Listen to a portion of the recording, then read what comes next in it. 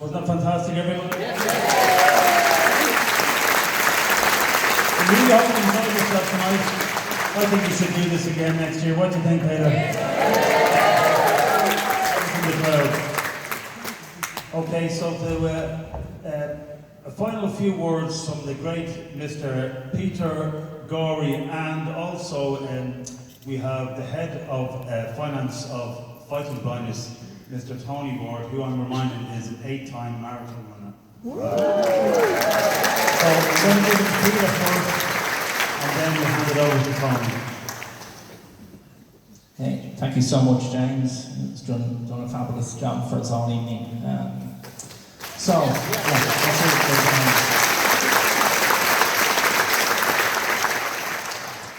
Okay, just a few thank yous to get through, because nothing is ever achieved alone. People sometimes look at me, but nothing is ever achieved by one person, and we have a fantastic team working with us here. So just a few thank yous to get through. First of all, clearly everyone here at the NCH, even catching and programming, everyone at the box office stage, the brilliant sound people, front of house, everyone. So amazing people. Thank you.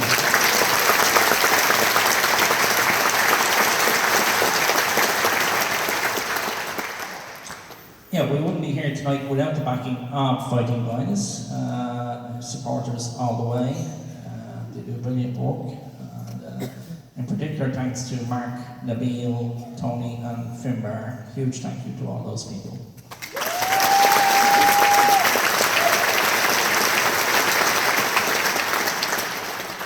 Now, okay, the place is very important to me.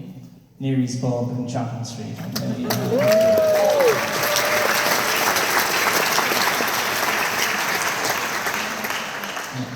Known in some circles as the great institution of Chapman Street, and that's what it is. So James is up there, and James, I'm waiting for you to install the bed for me, okay? James is a very intelligent man. He knows that if he does install the bed, that I would get no exercise whatsoever. So he's doing it for my own good. So thanks to everyone in the areas, James, Liam, Noel in particular, and then all of the great staff and customers and everyone attached to that great place. It is the best pub in Dublin by far. Thank you very much.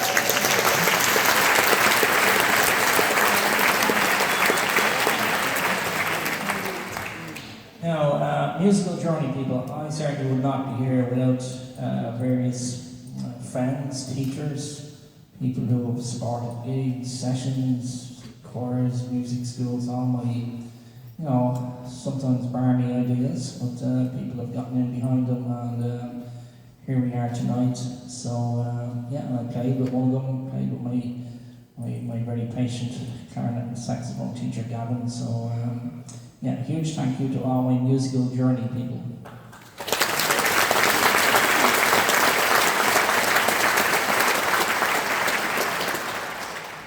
No gig is a gig without an audience, and the title of this evening's thing is Visionaries and Fans. So to me, everyone here is a visionary of a kind. Everyone here believes in what we're doing here this evening, and so give yourselves a huge round of applause for coming along.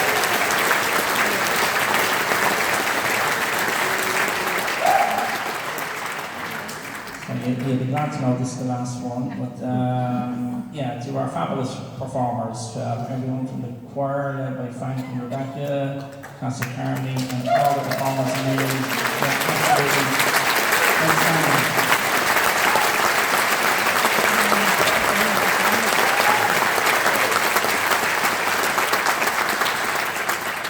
Okay, I'm now going to hand over, and I'm glad to know, to my good friend Tony Ward for a few words.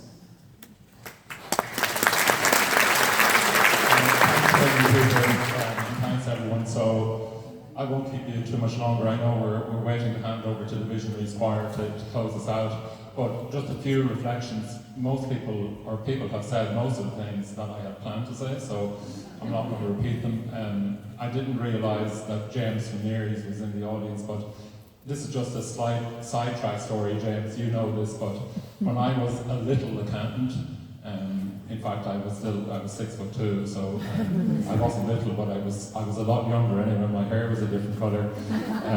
The firm I worked for used to do the audit for James's dad, and I was in Visionaries, let's call it 40 years ago for the sake of argument. We used to be in there in November, December, and the buskers in Grafton Street were playing, and I'm not going to sing, Peter, I promise, you know, but there was this one, you know that song, it was only a winter's tale, just another winter's tale. Well, I thank you for the compliment there, but anyway, if I had been able to go from the 5th floor of Mary's pub down to Grafton Street, I would have strangled that person, because it was at that point I realised that they actually only knew 3 songs. So I had to listen to it about 35 times every day.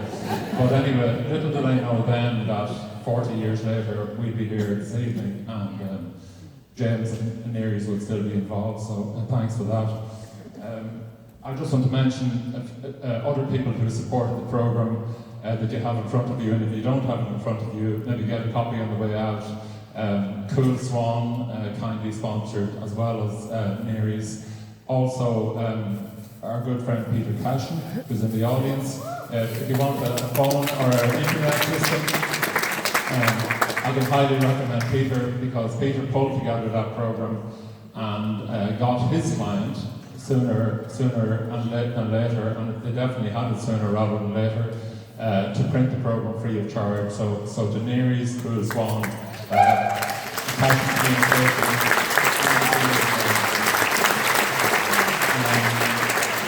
want to thank, I know he's been mentioned a couple of times, but I do want to thank Peter Gorey.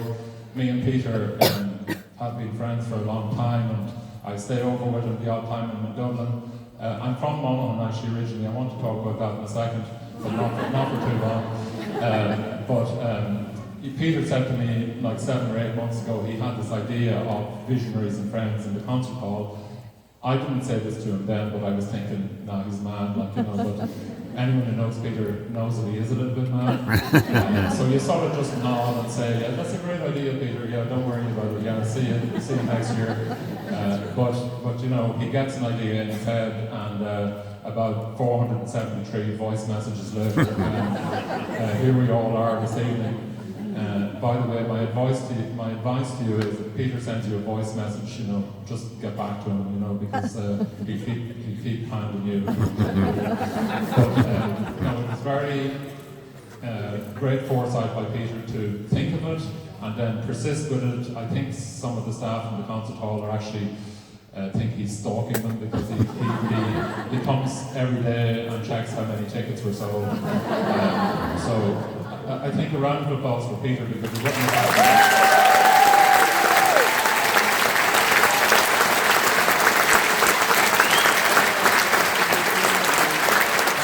just a couple of other things. I just want to acknowledge what Jane said earlier before the interval, and her thanks to Paul Kenna and all the people who've been involved in genetic research on behalf of Fighting Blindness over the years. Jane made an interesting comment which sort of nudged a little thought in my head. She said herself and Paul had gone around Ireland and had thousands of cups of tea.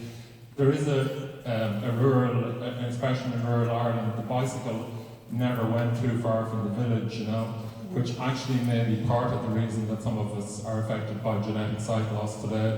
But let's not get too far. I really want to thank Jane, and I know Matt Campbell and Sarah Doyle are here today as well, and probably others, so for all the work that they do, and funded True Fighting Blindness, and your contributions here this evening are helping with that, so thank you so much.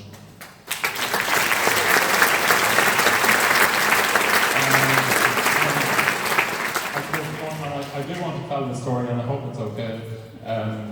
James actually mentioned, our MC, James, thank you for a wonderful job. James mentioned the QR code in the programme, so Fighting Blindness always appreciate your support here today or beyond. So the The QR code is in there, and the website is fightingblindness.ie, so we're fairly easy to find. Right, here's my story. I have to tell the story, okay? If you will forgive me. You'll be home by midnight, I'd say. 1 o'clock in the morning at worst. But and this involves Peter Cashin and Peter Gorey, actually. And we went to a fantastic one-man show in the pavilion in Dunleary. Do you remember that, Peter? Ronnie Drew did a fantastic one-man show about Paddy Kavanagh from Monaghan. I told you I'm from Monaghan, and some of my family are here this evening and friends from Monaghan, so I'm just going to hog this little bit as a Monaghan bit.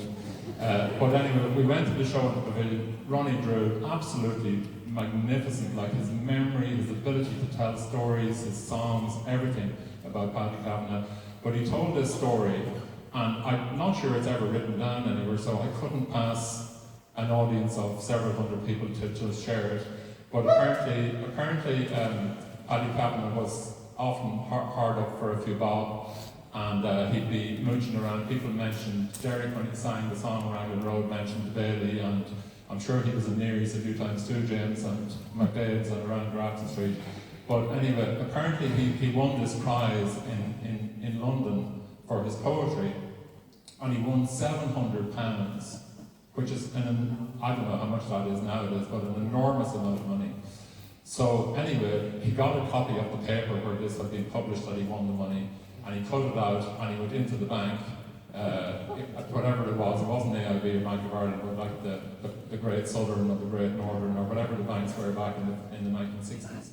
And he went in with this cut out from the paper to try and borrow a tenner. So he just won £700 and said, right, this is my ticket to borrow a tenner. Into the bank, sat down with the bank manager, and I'd say Paddy's credit rating was fairly low. So the bank manager anyway refused to give him the money. Refused to give him a tenner, like and he had 700 quid to stand over it. Anyway, he left and went round to, let's call him McDade's, and went in, and there were various journalists there, Irish Press or whatever they were at the time.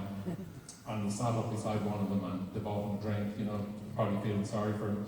And he said to them, he probably told them the story, and he said, let's call the manager Murphy, He says, young man Murphy, the manager of the Great Southern there in Grafton Street. And the journalist says, yeah. And he says, do you know he's a cousin of the man that shot Michael Collins? And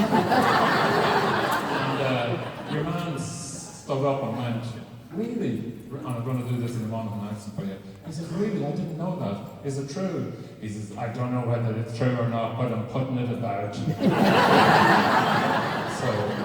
that's a Patrick Kavanagh story.